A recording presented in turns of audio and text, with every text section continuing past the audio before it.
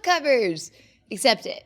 You have to have one, and people are going to judge your book based on it. So this week on Lulu University, we're going to make sure you are making the best possible use of that precious real estate.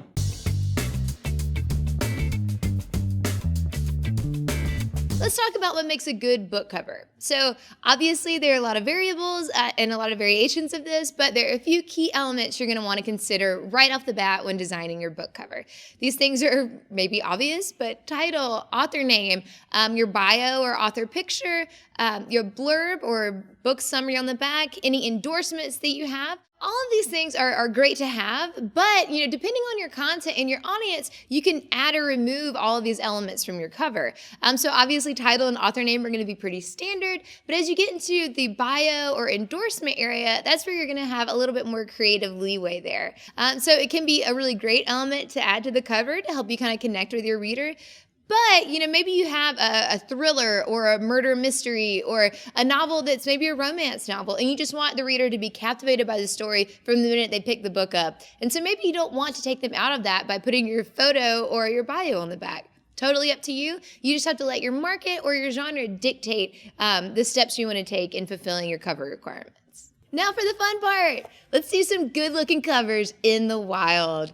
So first up, we'll talk about Counterculture. If you're a fan of coffee, you may have heard of them. They published a beautiful book with us on Ethiopian coffee varieties. So you can look at their cover and see that it's really clean and straightforward. You can see immediately that the title is right there and prominent. The color scheme is really light. So your eye isn't drawn to all the different elements of the book. You can really clearly make out what the book is and what it's about. So they did a really nice job with that one.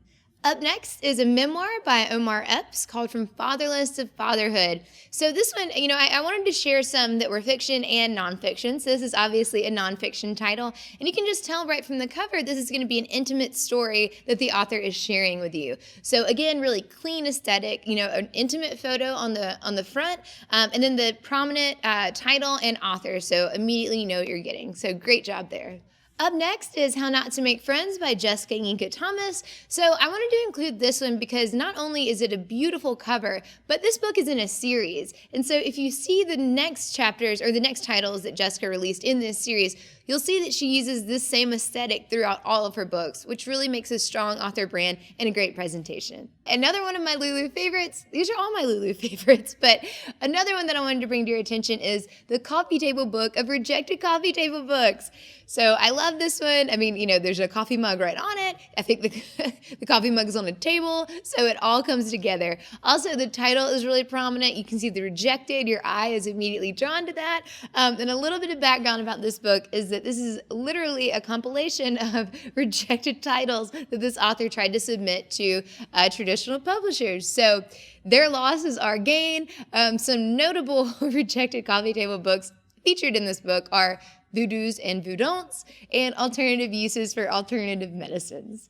Up next are Stories from the Street by Katie Ferrara. So I love this book because you can immediately tell from the book cover that this is going to be Stories from the Street. I mean, the title obviously indicates that, but if you look closer, you can see that the cover looks like a wrinkled envelope, and then she's got some stamps in the corner, and then you see a picture of the artist and author who is busking on the street. So she ties in all the elements. You can tell this is going to be a journey that she's taking, and so I really love how she pulled that in. The letters and that kind of feel was really unique to this book as well. So she does a really great job of using the visuals to indicate exactly what the book will be about.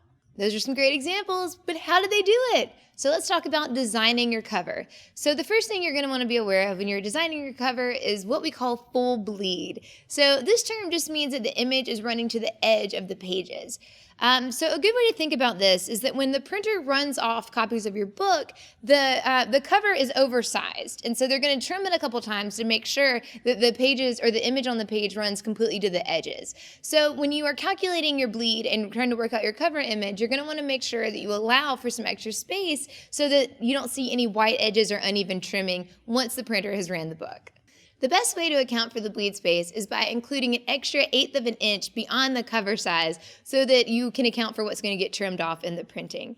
And one thing to note is that any reputable self-publishing company or print-on-demand company that you use is going to provide these templates for you and have bleed accounted. So be sure to check that when you're downloading your templates.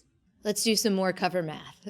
All right, so your spine width. So to calculate your spine width, and this obviously is a variable that can change depending on your page count, but we do have a formula. We didn't come up with it, but some very smart people came up with this formula, and as far as we can tell, it works with most printers. And that formula is your page count divided by 444 plus 0.06. That's going to give you your spine width in inches. For hardcovers, it can be a little bit more tricky, so be sure to reference whatever printer you're using and make sure you're in conversations with them to make sure you have the right spine. A pro tip for spines: don't phone them in. So you're working so hard on the design of the whole cover, so make sure that you account for the spine as well. Obviously, it's ideal to have your book facing cover forward for readers to see, the whole cover together. But think about in bookstores or libraries, many times all that the reader will have to go on is the spine. So you want to make sure that the design can stand out by itself, even if it's just the spine facing. Up next is image quality. So obviously the image needs to be really captivating and compelling on that cover. That romance novel, that horse with that shirtless guy on it really needs to pop, So to do that, you have to think about your image quality. So we recommend 300 DPI. That's dots per inch, or pixels per inch is another way to think about it. But whatever design or whatever cover design technology you're using, or whatever designer you're working with, just make sure that the images, when they are exported, are still 300 DPI at least. Another thing to consider when you're designing a beautiful book cover are the colors that you're using. So it's important to note that certain colors evoke different emotions in people kind of automatically. If you look at a deep red, that's going to say passion, power, desire. That's kind of what that expresses for folks. So if you're writing, a children's novel or a children's book, you're probably going to want to stay away from like really heavy blacks or reds, unless it's maybe a scary Tim Burton-esque kind of book, and then you do that, and that's great. But it's kind of nice to just familiarize yourself with the colors so that even though you may be intending something else, it's good to know what your reader may pick up from seeing a certain combination of colors. It's always important to remember that for your cover, you don't want it to be too overwhelming. So pick one theme or idea that you're trying to relay to the reader. And doing that and incorporating some of these tips and tricks we shared today are going to get you on the right path to creating a beautiful cover. If you have any questions or if there's anything that we missed, leave it in the comments below, and we'll see you next time.